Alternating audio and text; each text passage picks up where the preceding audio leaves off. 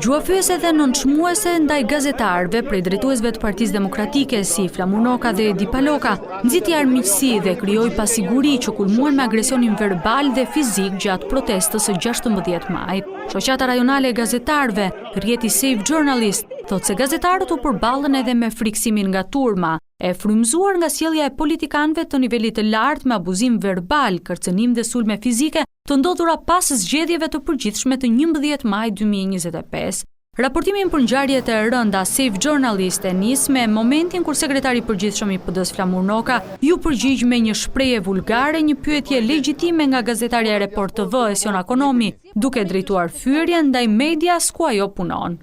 Tani, me gjithë respektin për mediat Varikarlon, unë kam detyrë t'ju them të gjithëve. Jesh më dinjitose, kaj dhe unë e di që ti mund të jesh më dinjitose. Kam detyrë t'ju them një gjë.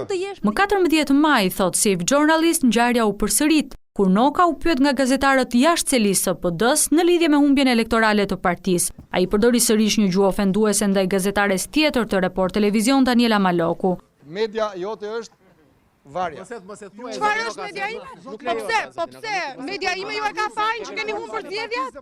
Këto veprime u përshkallëzuan më tej gjatë protestës së Partisë Demokratike më 16 maj në Tiranë. Save Journalists evidenton rastin kur Edi Paloka u përball fizikisht me gazetaren Sara Demushi të Euronews Albania, duke e kapur e tërhequr nga mjeti zyrtar i akreditimit për samitin e BE-s, ndërsa e përçmoi duke thënë: "Ti mban yllin e Edi Ramës."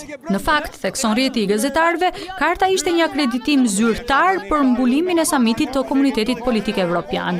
Ky veprim i Palokos nxiti reagimin e militantëve që vunë në rrezik sigurinë e gazetares, duke bërë që Euronews Albania të tërhiqte gazetarët nga raportimi. Zyrtarët e partisë Aldo Bumçi dhe Klevis Balliu përdorën taktika të ngjashme duke refuzuar të përgjigjen dhe duke ushtruar presion mbi gazetarët që të largoheshin dhe të ndalonin regjistrimin.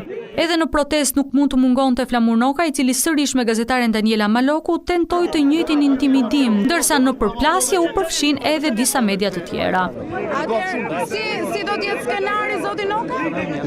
Si do të jetë skenari?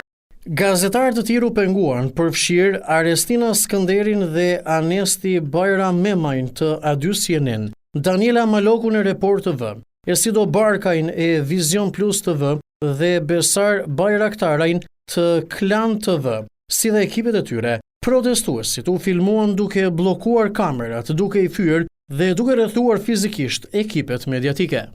Duke cilësuar sulme të drejtë për drejta ndaj gazetarëve që kryejnë detyrën e tyre, rrjeti Save Journalist i bën thirrje Partisë Demokratike të Shqipërisë të kërkojë falje zyrtarisht ndaj gazetarëve të sulmuar, ndërsa mediave i bën thirrje që me përparësi të garantojnë sigurinë e punonjësve të tyre.